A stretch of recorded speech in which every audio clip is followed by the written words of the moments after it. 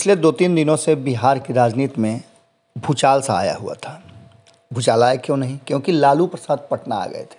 जब लालू प्रसाद नहीं रहते हैं तब भी लालू प्रसाद की चर्चा बिहार और देश की राजनीति में होती है, और जब बिहार के राजधानी पटना में लालू प्रसाद आ जाएं तो उनकी चर्चा क्यों नहीं होगी। भोरे भोर में आज हम आपसे इस विषय पर बात करने के लिए उपस्थित हुए हैं कि आखिर लालू प्रसाद के पटना छोड़ते ही कौन सा खेल शुरू हो गया भारतीय जनता पार्टी और नीतीश कुमार के बीच में। नीतीश कुमार और भारतीय जनता पार्टी दोनों ही खेमे में कई ऐसी बातें हैं जो खुल करके सामने आई और कई नेता मुखर होकर के बोलना भी शुरू कर चुके हैं। आपको बता दें कि लालू प्रसाद दिल्ली लौट गए हैं। आए तो थे लंबे समय के लिए, लेकिन अचानक से उन्हें फिर दिल्ली जाना पड़ा और अब जो रणनीति है वो दिल्ली से ही बनेगी और बड़ी रणनीति बनेगी। आपको बता दें कि जाते जाते लालू प्रसाद ने नीतीश कुमार पर करारा हमला किया और नीतीश कुमार पर हमले का जो डोज वो दे रहे थे वो डोज लगातार अब जारी रहेगा, ऐसा उनके हाव भाव से और उनके एक्शन से भी पता चल रहा है। आपको बता दें कि बिहार से संबंधित जो नीति आयोग की रिपोर्ट आई है उस रिपोर्ट को लेकर के भी लालू प्रसाद ने नीतीश कुमार को जम करके घेरा और बताया कि बिहार फिसड्डी है, शिक्षा से लेकर स्वास्थ्य तक बिल्कुल फिसड्डी हो गए हैं, जबकि यहाँ की सरकार चलाने वाले विकास का नारा देते हैं। आपको पता है कि 24 तारीख को क्या कुछ हुआ था। 24 तारीख को तीनों ही मुख्य जो दल हैं बिहार में, सत्ता में हो या विपक्ष में हो, सभी अपने अपने कार्यक्रम आयोजित किए थे और उस कार्यक्रम की जो रूपरेखा थी उसमें सबसे महत्वपूर्ण 2 कार्यक्रम जो थे, जिसमें एक में नीतीश कुमार के का गुणगान हो रहा था, उनके 15 साल के सुशासन की बात चल रही थी, तो वहीं भारतीय जनता पार्टी एक तरफ प्रधानमंत्री नरेंद्र मोदी के गुणगान के साथ उनके कार्यक्रमों को, उनकी योजनाओं को, उनकी नीतियों को आम जनता तक पहुंचाने के लिए प्लान बना रही थी। तो तीसरी तरफ लालू प्रसाद लालटेन जला करके और उसकी लौ तेज करने में लगे हुए थे और उन्होंने इस बात का ऐलान भी कर दिया कि अब लालटेन की लौ ऐसे ही हमेशा के लिए जलती रहेगी। इन सब बातों को लेकर के लालू ने शराब नहीं पीने और नहीं बेचने की शपथ लेने के कार्यक्रम पर कहा कि जिसे जो करना है सो करे। उनके साथ राबड़ी देवी और बेटी मीसा भारती भी दिल्ली गईं।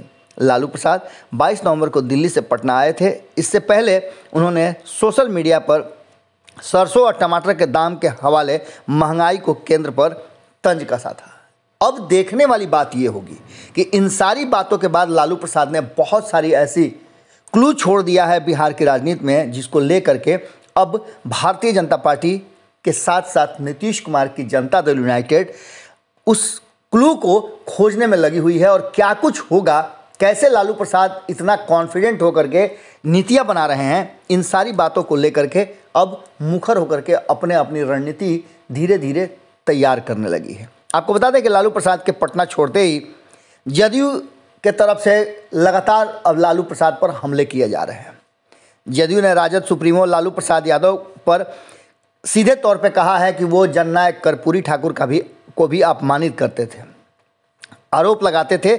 और पार्टी के प्रदेश प्रवक्ता इस बात को अरविंद निषाद ने कहा है। अरविंद निषाद लगातार बिहार की राजनीति में अपनी युवा है और अपनी बातें रखते रहते हैं। उन्होंने सीधे तौर पे कहा है, पुराने प्रसंग का हवाला देते हुए उन्होंने सीधी तौर पे मीडिया के हवाले से ये बात कही है कि कर्पूरी ठाकुर को जीप की ज़रूरत थी। जीप लालू प्रसाद से मांगी गई थी, लेकिन उन्होंने इनकार कर दिया था। वो जीप चला करके शायद उन्हीं दिनों की याद दिलाना चाहते थे। कर्पूरी ठाकुर को अपनी जीप में घुमाते थे। जदयू नेता के मुताबिक ऐसा बिहार विधानसभा की कार्रवाई के दौरान हुआ।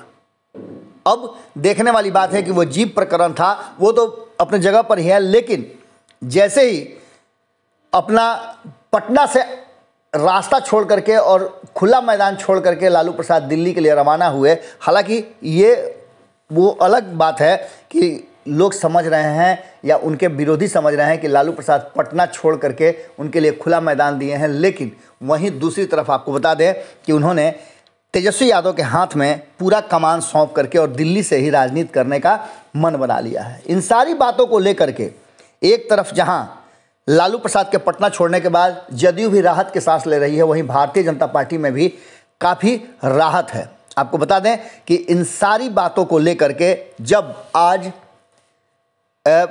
बिहार में कई जगहों पर शराब नहीं पीने की शपथ ली जाएगी तो उस शपथ में लालू प्रसाद और उनका दल नहीं होगा। आपको बता दें कि भारतीय जनता पार्टी ने भी अभी तक इस बात को स्वीकार नहीं किया है कि वो शराबबंदी के लिए शपथ लेगी या नहीं लेगी, क्योंकि शराबबंदी को लेकर के अभी भी भारतीय जनता पार्टी की तरफ से हमले जारी हैं और भारतीय जनता पार्टी को वापस लेने की बातें करना लगातार भारतीय जनता पार्टी की तरफ से हो रहा है। आपको बता दें इन सारी बातों को लेकर के अब जो जनता दल यूनाइटेड है वो मुखर है और सीधी तौर पे शराबबंदी को हर हाल में लागू करने की बात कर रहा है, तो वहीं उनके साथ पूरी मजबूती के साथ खड़े नजर आ रहे हैं जीतन राम मांझी। जीतन राम मांझी ने तो शराबबंदी को लेकर के भारतीय जनता पार्टी के बयान पर जमकर हमला किया है और ये इस बात की तरफ इशारा कर रहा है कि भारतीय जनता पार्टी, हम एक बार फिर आपसे बता रहे हैं कि भारतीय जनता पार्टी कहीं ना कहीं एनडीए में बिल्कुल अलग थलग पड़ गई है। कल भी आपने देखा कि जिस तरह से वीआईपी के बोचहां से विधायक मुसाफिर पासवान का निधन हुआ तो उस पर मुख्यमंत्री नीतीश कुमार ने एक गहरी संवेदना व्यक्त करते हुए बड़ी बड़ी बातें कही और इसके लिए उस परिवार के साथ खड़े होने की बात की और साथ ही कई नेताओं ने मुसाफिर पासवान के निधन को एक बड़ी क्षति बताई। वहीं भारतीय जनता पार्टी की तरफ से इस पर बहुत कुछ नहीं कहा गया। इसका सीधा मतलब है कि कहीं ना कहीं वीआईपी जो है वो जदयू के काफ़ी करीब आ चुका है। वहीं दूसरी तरफ अगर देखा जाए तो जीतन राम मांझी ने तो खुल करके भारतीय जनता पार्टी का विद्रोह करना भी शुरू कर दिया है।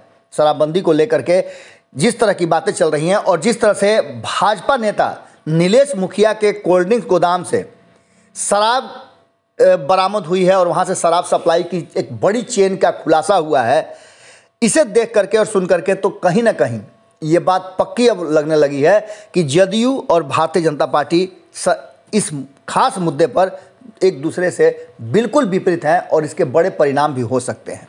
तैयारियां ज़बरदस्त चल रही हैं, जहां एक तरफ भारतीय जनता पार्टी ने एक नई टीम बनाई है। उस टीम का काम होगा कि वो बिहार के अलग अलग हिस्सों में गांव-गांव जा करके और लोगों को जागरूक करेगी, बताएगी प्रधानमंत्री नरेंद्र मोदी की योजनाओं को। भारतीय जनता पार्टी ने अपने 18 सदस्यीय नई कोर कमेटी बनाई है जिसमें 44% नए सदस्य शामिल किए गए हैं। कई पुराने नेताओं को जगह दी गई है और कई पुराने नेता बाहर कर दिए गए हैं। ये स्पष्ट दिखाता है कि भारतीय जनता पार्टी कहीं ना कहीं अपनी तैयारियां मजबूत कर रही है।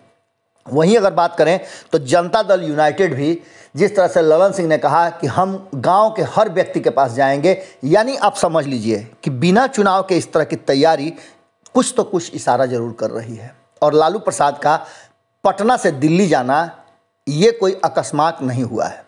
बड़ी प्लानिंग के साथ पटना से दिल्ली गए हैं और दिल्ली में एक बड़ी रणनीति, बड़ी योजना बनाने की अब चर्चा चल रही है। जिस तरह से आपको पहले से भी हम बताते आ रहे हैं कि G23 को लेकर के कांग्रेस ने जो पहल की थी उस पहल की अभी तक इतिश्री नहीं हुई है। उसकी सुगबुगाहट भले ही कम हो गई हो और कांग्रेस इस बीच में राष्ट्रीय जनता दल से थोड़ी नाराज चल रही हो, लेकिन लालू प्रसाद ने लगभग सब कुछ ठीक ठाक कर लिया है और 24 सीटों पे जो एमएलसी के चुनाव होने हैं वहां तक आते आते बिहार में बहुत सारी राजनीतिक बदलाव देखने को मिल सकते हैं। अब इन सारी बातों को लेकर के लालू प्रसाद के पटना छोड़ते ही जिस तरह से बहुत सारी बातें सामने आ रही हैं और कहा यह जा रहा है कि लालू प्रसाद के जाने से राष्ट्रीय जनता दल जहां इस बात के लिए पूरी तरह से अब तैयार हो चुका है कि लालटेन की लौ को तेज करना है और नीतीश कुमार को हर हाल में बिहार की सत्ता से बेदखल करना है, भारतीय जनता पार्टी को बिहार से खदेड़ना है, वहीं आपको बता दें कि नीतीश कुमार और भारतीय जनता पार्टी भी अपने सत्ता को, अपनी कुर्सी को बचाने के लिए लगातार प्रयास में लगे हुए हैं। जहां एक तरफ नीतीश कुमार को लेकर के और नीतीश कुमार के कार्य को लेकर के 15 साल के उनके विकास को लेकर के जदयू के एक एक नेता पूरी रणनीति के तहत गांव-गांव जाएंगे, वहीं भारतीय जनता पार्टी भी उस काम के लिए एक टीम बना करके, जैसा कि कल भी हमने आपको बताया था कि एक टीम बना करके लगातार लोगों को केंद्र सरकार की नीतियों से अवगत कराएगी और प्रधानमंत्री के विकास को बताएगी। अब ऐसी स्थिति में दो खेमे एनडीए में साफ नजर आ रहे हैं और ये इशारा करता है कि लालू प्रसाद एक बार फिर से प्रभाव में आने लगे हैं, जिसका असर दिख रहा है एनडीए के तहत। हालांकि नीतीश कुमार इन सब चीज़ों से बेखबर अपनी ही धुन में चल रहे हैं और नीतीश कुमार की रणनीति भारतीय जनता पार्टी और कहा जाए तो राष्ट्रीय जनता दल से थोड़ी 20 जरूर दिख रही है।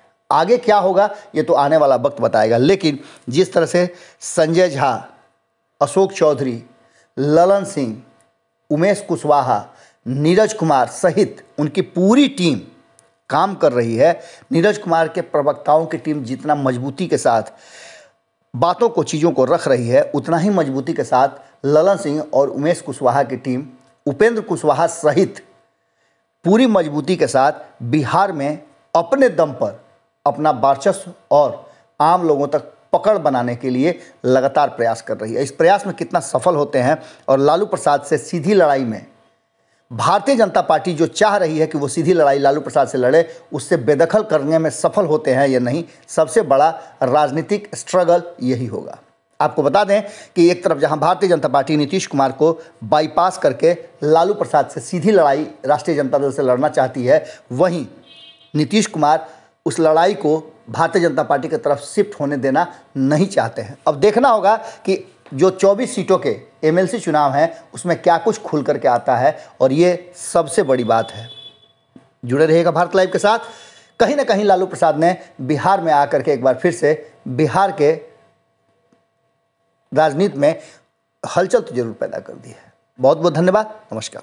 अगर ये वीडियो पसंद आई और वह बिहार के राजनीति और बिहारियत से सरोकार रखेनी तो सब्सक्राइब बटन दबा के चैनल के सब्सक्राइब कर ली। ओजे एगो घंटी बा, ओकरा बटन दबा देला से कुल सटीक और मारक खबर रुआ मुफ्त में मिल जाई। अगर रुआ पत्रकारिता के हमनी के नया प्रयोग में सहयोग कर चाहतानी तो ज्वाइन बटन दबा दी। पेटीएम नंबर नोट कर ली 9386816700। धन्यवाद।